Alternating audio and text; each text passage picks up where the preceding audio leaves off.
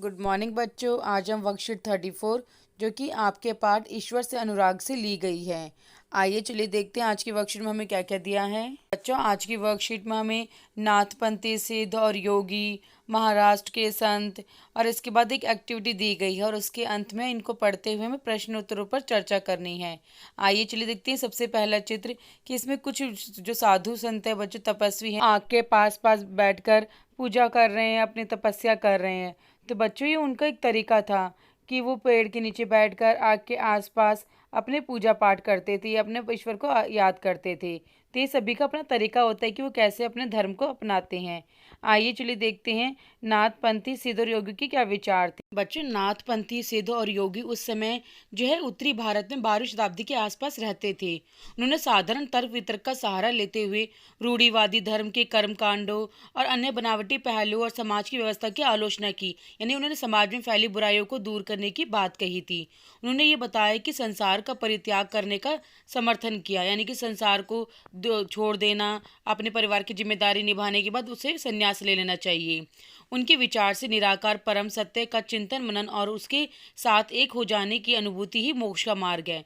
तो बच्चों, उनके अनुसार क्या था कि इंसान चिंतन करके, मेडिटेशन करके ईश्वर को प्राप्त कर सकता है और मुक्ति प्राप्त कर सकता है। उन्होंने योगासन, प्राणायाम, चिंतन मनन जैसी क्रियाओं के माध्यम से मन और शरीर को कठोर प्रशिक्षण देने की आवश्यकता पर बल दिया। यानी बच्चों, उस समय भी योगा करना, प्राणायाम करना, मेडिटेशन करना बहुत सी महत्वपूर्ण बताया गया था, जो कि आज भी हम कर सकते हैं। उनके द्वारा की गई रूढ़िवादी धर्म की आलोचना ने मध्य भक्ति मार्गीय धर्म के आधार तैयार किया, जो आगे चलकर उत्तरी भारत में लोकप्रिय हुआ। तो बच्चे, जब उन्होंने बताया कि रूढ़िवादी परंपराओं को छोड़ देना चाहिए, जो जिनमें बुरी परंपराएं हैं, तो लोगों ने भक्ति मार्ग को ज़्यादा अपनाया, जो कि उत्तर भारत में ज़्यादा फैल गया। आइए चलिए देखते हैं महाराष्ट्र के संतों का क्या था। तो महाराष्ट्र, हमारा जो मुंबई का इलाका है, वही उसी मुंबई महाराष्ट्र में ही आता है। तो उस समय महाराष्ट्र के जो संत थे वो कहाँ रहते थे? पंढरपुर। 13वीं से 17वीं शताब्दी के आसपास तक रहते थे। और उनके नाम क्या थे? ज्ञानेश्वर, नामदेव, एकनाथ, तुकाराम, सखुबाई, चौखा मेला। ये सभी कहाँ के संत थे? महाराष्ट्र राज्य के संत थे। और उनके आराध्य कौन थे जिनकी वो पूजा करते थे?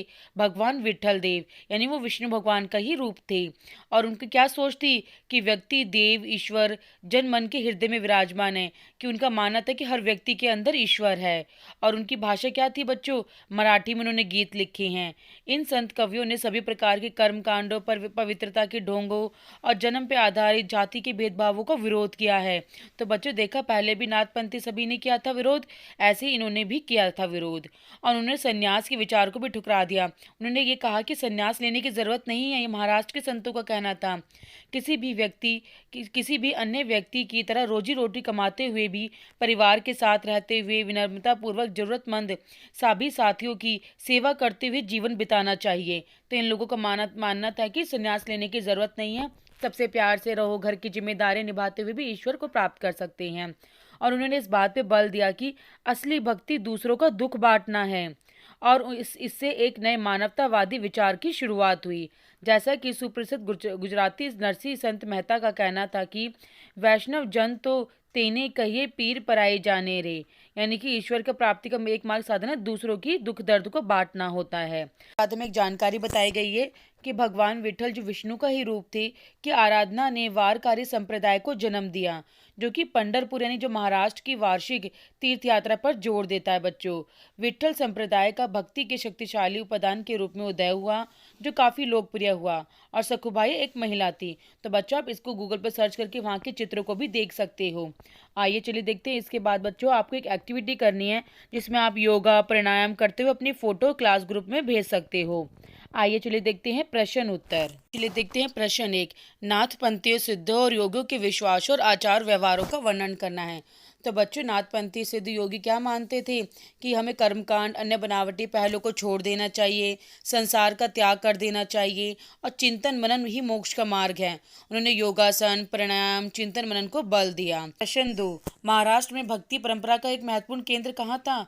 तो बच्चों, महाराष्ट्र में भक्ति परंपरा का एक महत्वपूर्ण केंद्र पंढरपुर था। आइए चलिए देखते हैं अगला प्रश्न 3। जाति के प्रति महाराष्ट्र के संतों का दृष्टिकोण कैसा था? तो बच्चों इन्होंने सभी प्रकार के कर्म कांडों, पवित्रता के ढोंगों और जन्म पर आधारित समाजी अंतरों का विरोध किया था। ये किसी भी प्रकार के सामाजिक जातिवाद को नहीं मानते थे। आइए चलिए देखते हैं प्रश्न 4।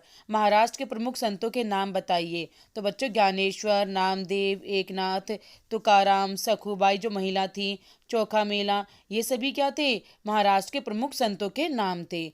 बच्चों इस प्रकार हमने आपको विभिन्न विचारधाराओं से परिचित कराया। अगर आपको हमारी वीडियो पसंद आए, समझ आए तो इसे लाइक और सब्सक्राइब जरूर करें। Thank you.